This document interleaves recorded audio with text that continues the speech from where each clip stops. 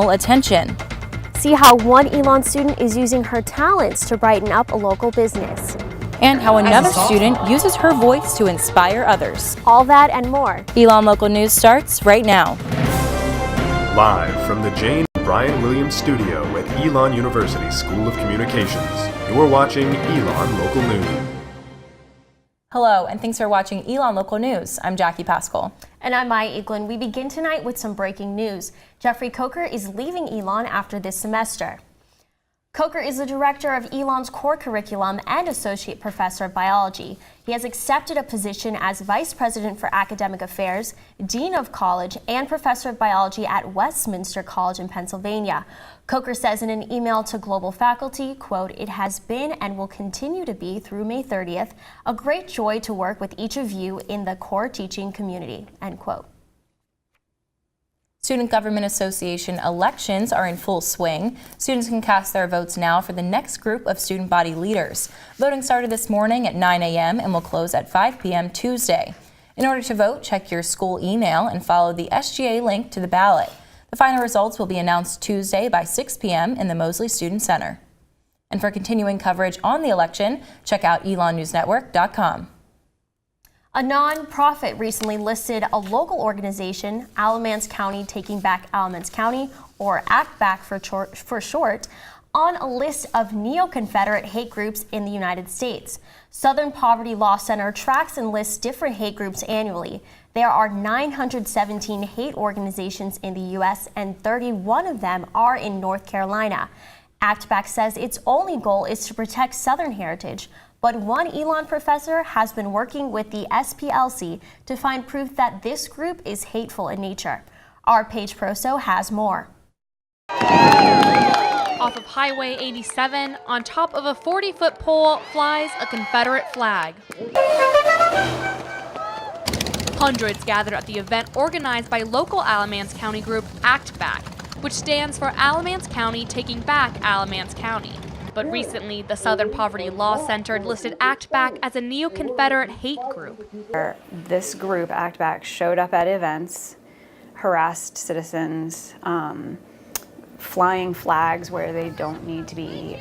The SPLC defines a hate group as a group who has beliefs or practices that attack or malign an entire class of people. Elon professor Megan Squire collected data on Act Back to help the SPLC identify the group. On Act Back's Facebook, they joke about hunting terrorists, write anti-gay propaganda, protest Muslim refugees in Alamance County, and share anti-Islam memes. Luke Allen, who identifies as a friend of Act Back but not a member, says the organization does not represent hate. People want to make it about a race thing, and it's not about a race thing at all.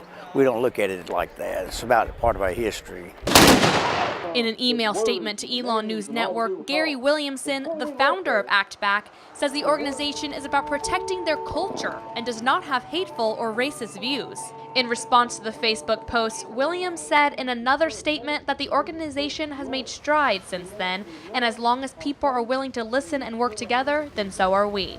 But Squire still believes that the Confederate flag is a hate symbol from the shadows of history. I guess I'm probably not going to change any opinions, but at least I can educate the community about what's happening and make them feel that they're not alone, that someone else out here does not like that flag either, and we're not going to sit idly by. Paige Peroso, Elon Local News. Full statement from Gary Williamson will be on our website at elonnewsnetwork.com. For more information on Southern Poverty Law Center, you can go to their website at splcenter.org. And some flags hanging in a window gained attention across campus. Our Paula Blanc has the story.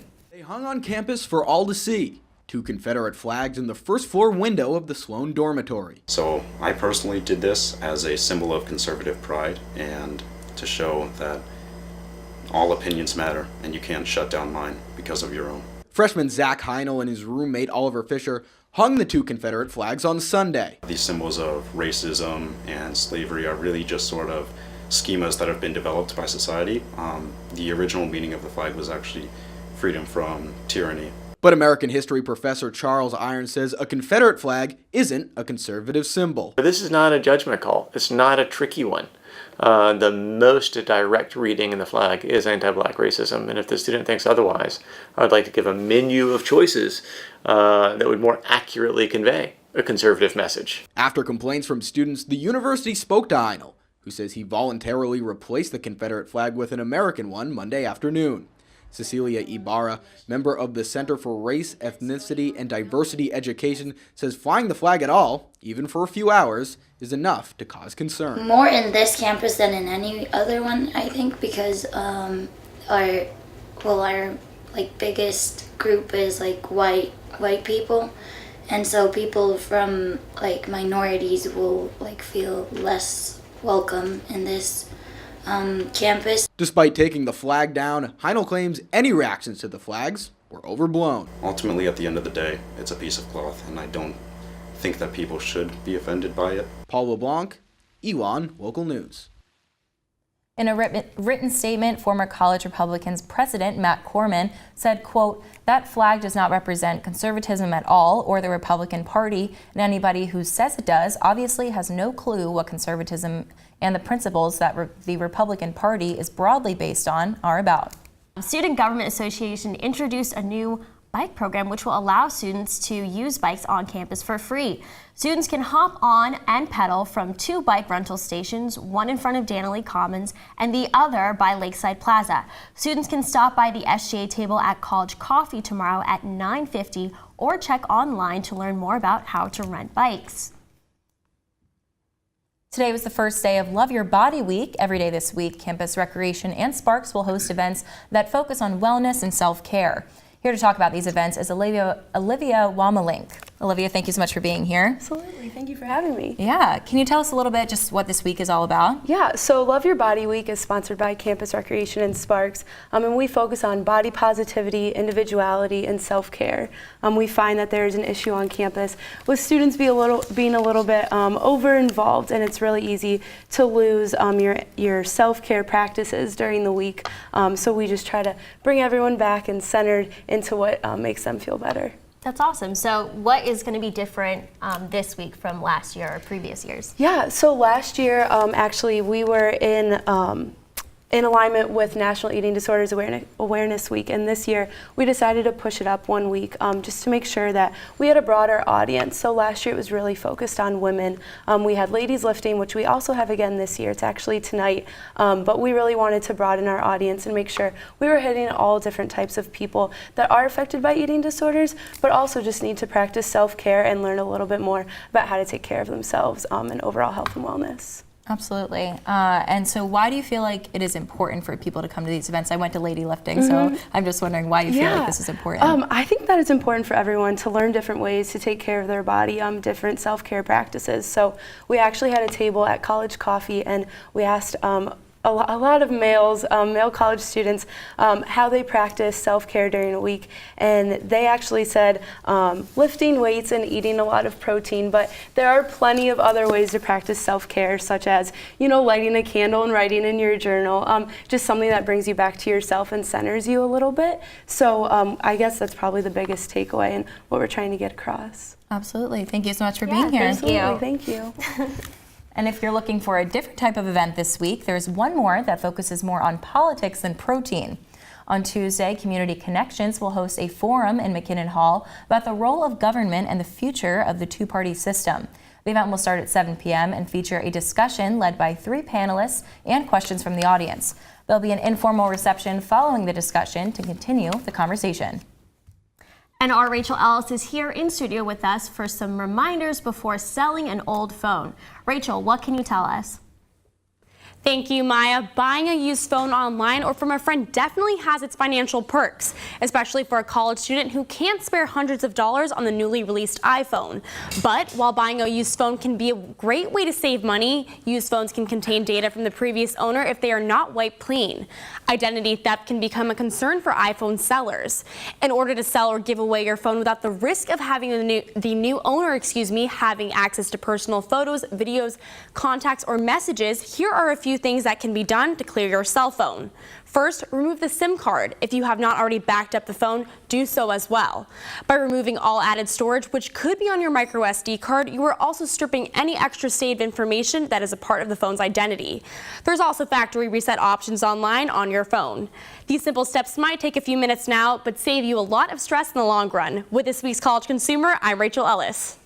We'll have weather from Kaylee after the break, and after President Lambert's announcement, Elon students weigh in on who they want to be their next president. And before we go to break, today is President's Day, so throughout the show we will have some presidential trivia. To find out the answer to our first question, you can tune in after the break.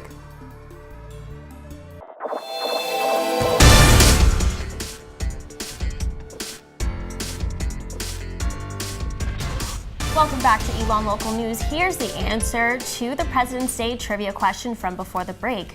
Abraham Lincoln, did you get that, Jackie? I did get that. Good job. And speaking of presidents, we asked students around campus who the next president of Elon should be.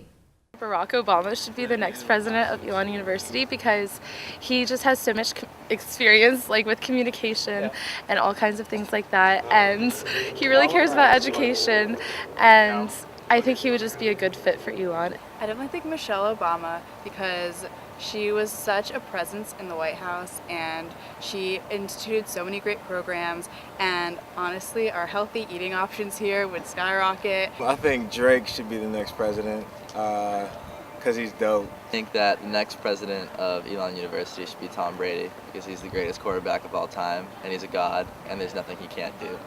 I think the next president should be Barack Obama because he's my favorite president of all time, and now that he's not president of the U.S., I think he'd do a great job at Elon. I think the next president should be Morgan Freeman because everyone loves his voice. While we may not be lucky enough to have Tom Brady or Barack Obama as our next president, the Presidential Search Committee is currently working to find a replacement for President Lambert.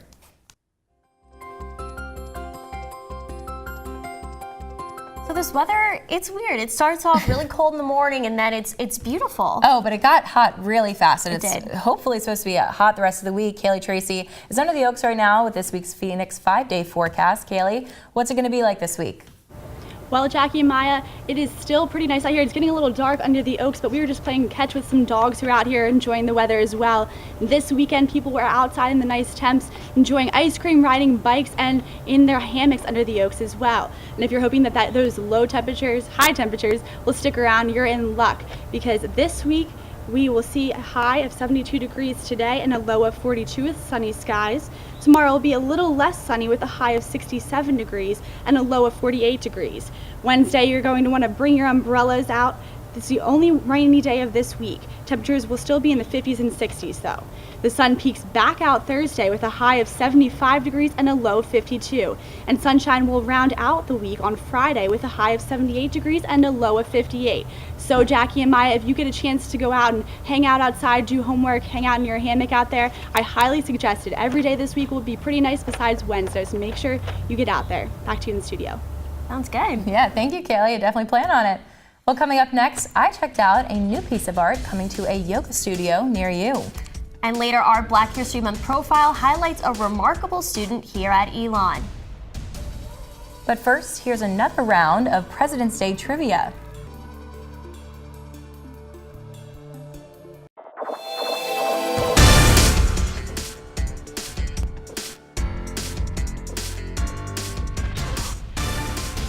Here's the answer to President's Trivia Day question that we had before the break. So that was Grover Cleveland. I didn't get that one. Neither did I.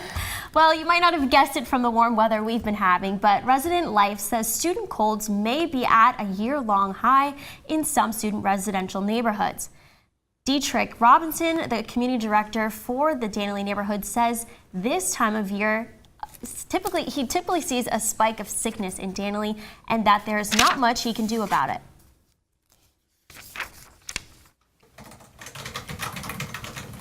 Our environmental services come in to clean the space as well on their rotation. The difficult part, viral particles are airborne, so there's not much on the prevention end at that point that we can do. Advice to his Danley residents. that if they are sick, stay home. In his experience, giving your body time to recover will help you get over your sickness quicker and stop the disease from spreading to your neighborhoods. University physician Dr. Jeanette Archnell says going to class with a cold is still okay as long as you use hand sanitizer. But if you're feeling under the weather with something more serious like the flu, she says you should call Student Health Services at 336-278-7230 to set up an appointment as soon as possible. Over the weekend, women's basketball team set a new record for wins at the Division I level. Elon's 70-47 win over William and Mary on Sunday was the team's 21st victory of the year and helped the Phoenix clinch one of the top 3 seeds in next month's Colonial Athletic Association tournament. Elon has 3 games left in the regular season, starting with a game at Delaware on Friday. The team's previous high for wins came during the 2010 and 2011 season, when the Phoenix finished with 20 wins and 13 losses. I spoke with one Elon student that's putting her mark on a local yoga studio. Elon senior Elena Kiesel has been practicing yoga at Zenitry for more than 3 years. Now she's taking finding her zen to new heights. It's very meditative, especially like being here and being able to just plug my music in. It always smells good in here. Kiesel says Zenitry owner Cricket Foster asked her to paint this mural for the studio. I think it's like this energy kind of that we share. And when I asked her, well, what would you want me to paint? She goes, she said, I just want you to paint what makes your heart sing. And her inspiration is close to her heart. I just feel very connected to the sun and the moon. I find myself like looking up all the time. And they're just beautiful. And I feel like if I was sitting over there laying in Shavasana or in a tree pose, I would want something like beautiful to look at and make me feel good as I'm doing my practice. Foster says this design brought the perfect energy to the space. Well, the sun and the moon are that perfect balance. You know, they're the light and the day, and they're both. So we felt like that was kind of a really good thing to have that kind of balance. The details of the mural are mandala inspired. Yeah, I just want them to be connecting like beautifully and kind of interwoven. And I also like those are the kinds of styles that you see in more like Buddhist designs and Hindu, and those are all religions that are big practitioners of yoga. The base paint of the moon and sun took a few hours each, and the details of the design should be done in the next few weeks. I'm hoping that people will just come see it, and that we'll draw some more energy into the space by telling people, hey, we've got this cool mural. Plans on creating another mural in the next 6 months, this time community-based. She said anyone can come help paint it, and it'll be in the shape of an elephant. According to Foster, the main goal of these murals is to add energy and to cover up the dull, blank walls. Coming up in our last story of the night, our Ashley Bully caught up with a student that shares her inspiring story through song in our Black History Profile of the Week.